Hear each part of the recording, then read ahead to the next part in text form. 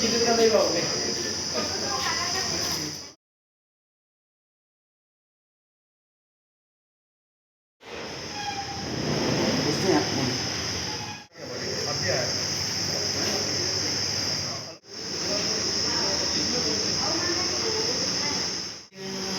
हो गया सर थोड़ी देर लेट।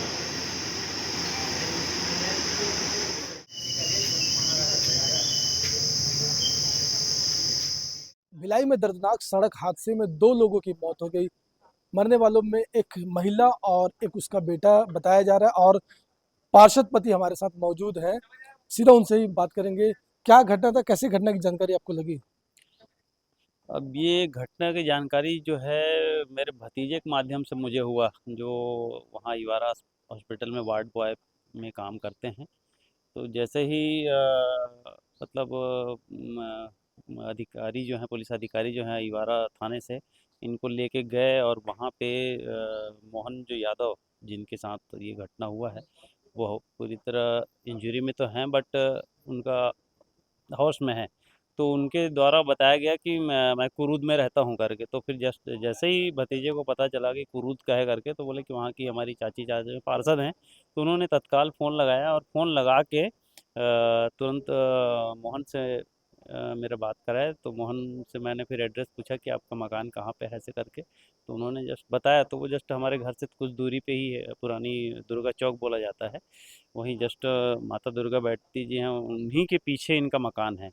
और वहाँ पे जैसे ही जस्ट गया और मैं फिर अशोक मित्र हैं हमारे, अशोक साहू जी, उनके साथ उनके माता जी से संपर्क किए। पहले बताया कि क्या मोहन कहाँ गए हैं ऐसे करके। तो बोले कि वो गांव गया है ऐसे करके उन्होंने बताया। तो फिर हमको समझ में आया कि हाँ मोहन ही है घर। तो गाड़ी में फिर कितने लोग सवार थे? गाड़ी में इनके 2 बच्चे और अपने पति पत्नी, 4 लोग सवार थे। तो हादसे का मतलब कारण क्या समझ आया, कैसे हुआ? अब ऐसा है कि ये समझ में ये आ रहा है, और हमारे थाना के जो अधिकारी जी हैं उनका भी कहना है कि ये टर्निंग पॉइंट था। और जहाँ मोड़ था। तक मोड़ का ये है, और क्योंकि अगर सीधा से अगर कोई गाड़ी एक्सीडेंट किया रहता तो जहाँ तक गाड़ी पूरी डैमेज हो जाती। लेकिन इनको साइड से पड़ा है तो गाड़ी के डिक्की जो है, बैग जो है, बैग में हल्का खरोच होते हुए पीछे का पोर्शन में खरोच आया गाड़ी में। बाकी गाड़ी कहीं कुछ नहीं हुआ है। तो पुलिस वाले क्या बता रहे हैं, मतलब गाड़ी कोई ठोक करके साइड से निकल गया कि अपने से गिर गए? नहीं, इसको ना ये लोग उनका अंदेशा ये है कि ये भी गाड़ी में थोड़ा सा स्पीड से रहे होंगे।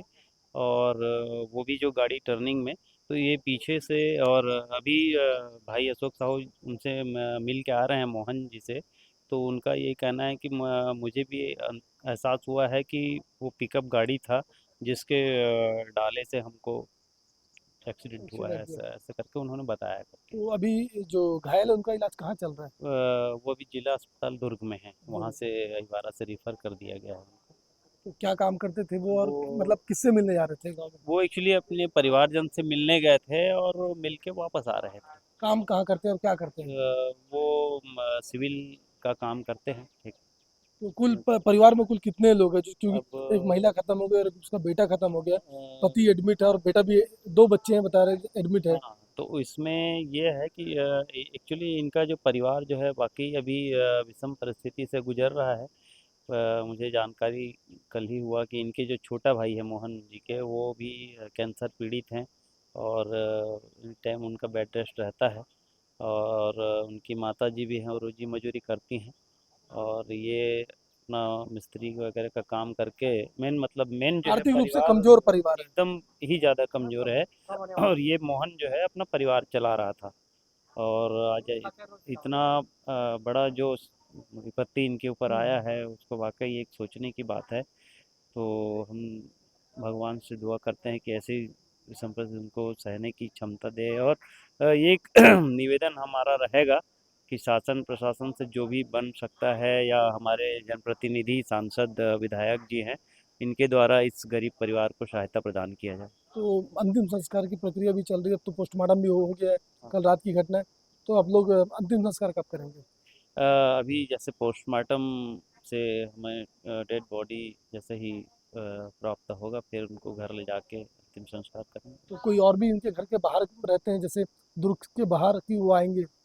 जितने भी परिवार को तो जहाँ तक जानकारी है उनको तो सूचना दे दिया गया है, तो सब परिवार अभी कुरुद में पहुँचेंगे।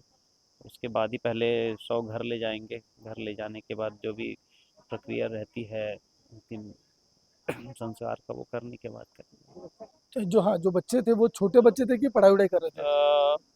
वो जहाँ तक वो अब 10 साल का बच्चा, मतलब चौथी पाँचवीं क्लास में रहा होगा, 10-11 दोनों साल लड़के का थे कि है। एक लड़की लड़का? नहीं, दोनों लड़के थे और एक लड़का तो छोटा है, 3 साल का बता रहे हैं, तो उनका बस पैर में हल्का खरोंच आया है, अच्छा, बाकी छोटा उन लोग बच्चा का का पैर में खरोच पैर आया और बड़े हाँ, की डेथ हो गई? बड़े वाला जो लड़का है, जो बीच वाला लड़का है, मतलब 3 बच्चे हैं। अच्छा, 3 बच्चे हैं। 3 बच्चे हैं, तो और वो बड़ा वाला लड़का शायद अपने मामा के यहाँ रहता है, तो वो वो वहीं कितने साल का है?